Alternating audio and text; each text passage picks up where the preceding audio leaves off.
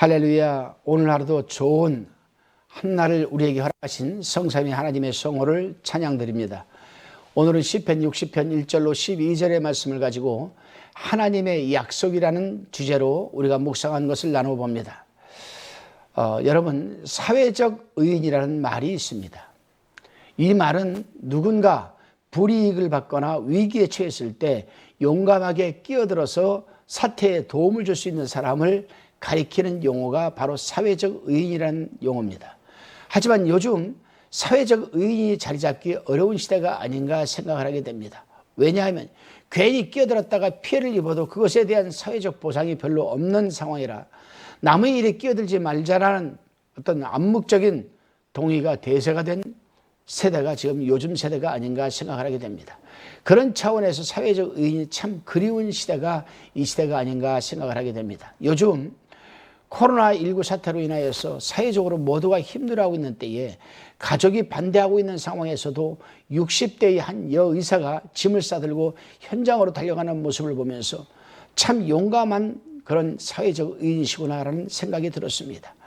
TV를 보는 가운데에서 간호사들이 24시간 이 방역 마스크를 쓰고 이러다 보니까 그냥 이 피부가 짓눌려가지고 진물이 나고 땀을 뻘뻘 흘리고 그냥 쪼그리고 앉아서 컵라면을 하나 먹고 또 현장으로 달려가고 그러한 모습을 보면서 바로 이러한 자들이 사회적 의인이 아닌가.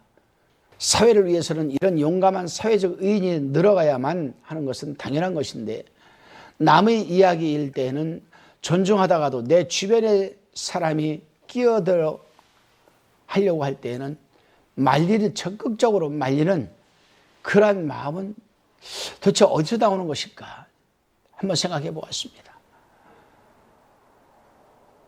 우리는 내 자녀가 힘들고 어렵고 고통스러운 일에 끼어드는 것 원하지 않습니다. 설령 부모와 자녀가 길을 걸어가다가도 자기 아들이 태권도 유단자고 건강한 사람입니다.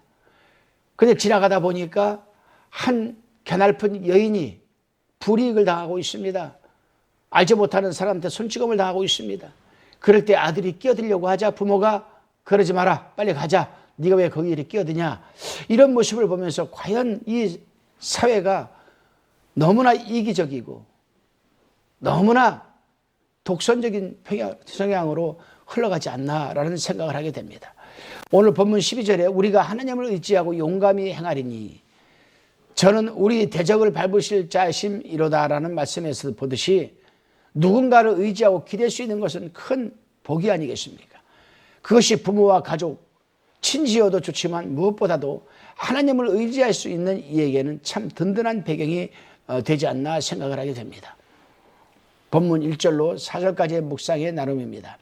본 시는 다윗이 에돔을 징벌하려고 갔다가 도리어 그들에게 패하여 곤경을 겪은 역사적 사실을 배경으로 하고 있습니다. 그런데 의아한 사실은 실제로 이 전쟁에서 다윗은 엄청난 승리를 거두었습니다. 본문 1절에서 3절을 보게 되면 참패로 인한 탄식이 담겨져 있다는 건 점입니다. 아니, 전쟁에서 엄청난 승리를 얻었는데 참패로 인한 탄식이 담겨져 있다. 잘 이해가 안 되죠. 아마 이것은 싸움이 호전되기 이전에 일시적인 큰 패배를 당하였음을 시사하는 것으로 짐작이 됩니다. 그 이후에 큰 승리를 결과로 가져온 것이겠죠. 다윗은 에돔으로 원정 오기 전에 요단 동편에서 아람의 동맹군들과 전적을 먼저 벌였습니다. 그는 그 전쟁에서 승리하고 예루살렘으로 귀환하는 도중에 에돔 족속이 이스라엘 남부 지역을 기습 공격했다는 소식을 듣고는 승전한 이 군사들을 이끌고 사해의 염곡으로 내려갔습니다. 이 내용은 사무엘하 8장에 잘 기록되어 있습니다. 그러나 본문 중에 우리를 흩으셨고 1절에서 말하고 있죠.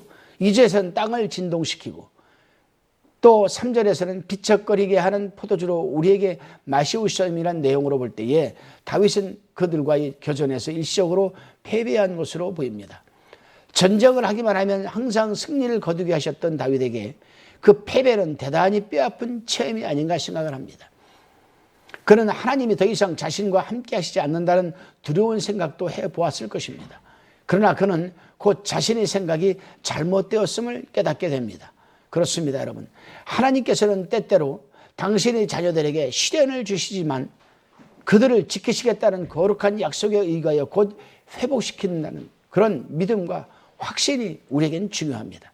왜냐하면 이 세상의 환난과 고통은 예외 없이 닥칠 수 있으며, 그럼에도 하나님의 사람들은 하나님의 약속을 굳게 잡을 때 비로소 인내할 수 있고 승리할 수 있기 때문입니다. 그렇습니다. 하나님은 일정한 경륜을 가지고 계시기 때문에 당신이 행하실 선미대로 행하십니다. 따라서 우리가 아무리 그리스도인이라 해서 아무 고통도 받지 않고 살리라는 언약은 성경 말씀 어디에도 기록되어 있지 않습니다. 오히려 우리가 그리스도인이기 때문에 고통을 받을 것이라 했고, 그 고통에 참여하는 자가 복이 있다라는 이런 약속을 하나님께서는 성경에 기록해 두셨습니다. 만일 우리에게 고통을 받지 않을 것이라는 약속이 있었다면 단지 우리 믿음을 약하게 하거나 광신적으로 만들 따름입니다.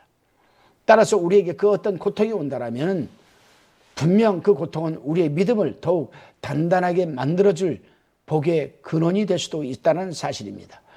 다시금 본문 5절로 8절까지의 나눔입니다. 다윗은 이스라엘에게 가나안 땅을 주시리라는 하나님의 약속에 의지해서 어려운 처지에서 구원해 주시고 승리하도록 해달라고 기도하고 있습니다. 근본적인 조건은 언제나 분명합니다.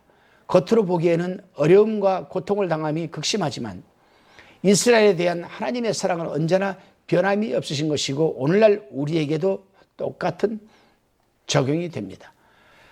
아들이 잘못하여 벌을 주지 않으면 안 되게 되었다 해서 그 아버지 아들에 대한 사랑이 그치는 것 아니겠습니까? 그치는 것은 아니겠습니까? 이것은 모든 그리스도인들이 꼭 믿고 의지해야 할 근본적인 조건이 되는 것입니다. 그렇습니다, 여러분. 비록 슬픔이나 실망을 당하고 손해와 실패를 당했다 하더라도 그 흑암의 상태에서 광명을 비춰주는 하나님의 사랑은 언제나 변치 않으신다는 사실입니다. 이 세상에서 일어나는 여러 가지 일들 중에 하나님께서 어째서 그런 일을 벌여두실까 하고 의아하게 생각되는 일이 많습니다. 그러나 하나님의 사랑만은 분명히 이해할 수는 있는 것입니다. 우리 하나님의 사람들은 이 세상에서 고통스러운 일이 왜 그리 많은지 이해 못합니다. 그러나 어떠한 이유로 그런 어려운 일이 있는지 간에 우리가 분명히 이해할 수 있는 것은 하나님이 우리를 사랑하시기 때문에 그러한 일들이 일어난다는 사실입니다. 그래서 다윗은 이스라엘에 대하여 주의 사랑하시는 자라고 5절에서 말하고 있습니다. 하나님의 사랑을 보고 있기 때문에, 그의 백성이 어려움을 당하고 있기 때문에 하나님께서 도와달라는 기도를 할 수 있는 것 아니겠습니까? 본문 6절에서 8절을 보게 되면 여호수아가 가나안 땅을 정복할 사실을 회상하고 있습니다. 세겜은 요단강 서쪽 지경을 말한 것이고 숫곳은 그 동쪽 땅을 말합니다. 이 지방들은 하나님께서 이 땅을 주시겠다고 언약하신 야곱과 관련하여 말하고 있는 것입니다. 길르앗과 므낫세, 7절에서 말하고 있죠. 길르앗과 므낫세는 요단강 서쪽에 있는 족속의 땅이고 에브라임과 유다는 요단강 서쪽에 있는 족속의 땅입니다. 하나님께서는 이 모든 나라들이 당신에게 속해 있다라고 말씀하십니다. 에브라임은 또한 종족 중에서도 가장 강한 종족이라 하였고 유다는 왕의 권세 곧 홀이 있는 곳이라고 말씀하였습니다. 그리고 그 이웃에 있는 나라들은 빛이란 말로 표현하고 있습니다. 언제나 교만한 태도를 취하는 모압은 목욕탕같이 되어 하나님께서 싸움에 승리하시고 돌아오셔서 발을 씻으실 것이며, 에돔은 군인의 종이 되어 주인이 더러운 신을 내던지면 그 신을 받아서 깨끗이 닦아야 할 신세가 되리라 하였습니다. 블레셋은 개선장군이 돌아옴을 외치는 부하가 되리라 하였습니다. 이것이 다 하나님께서 당신이 백성에게 하실 언약의 말씀입니다.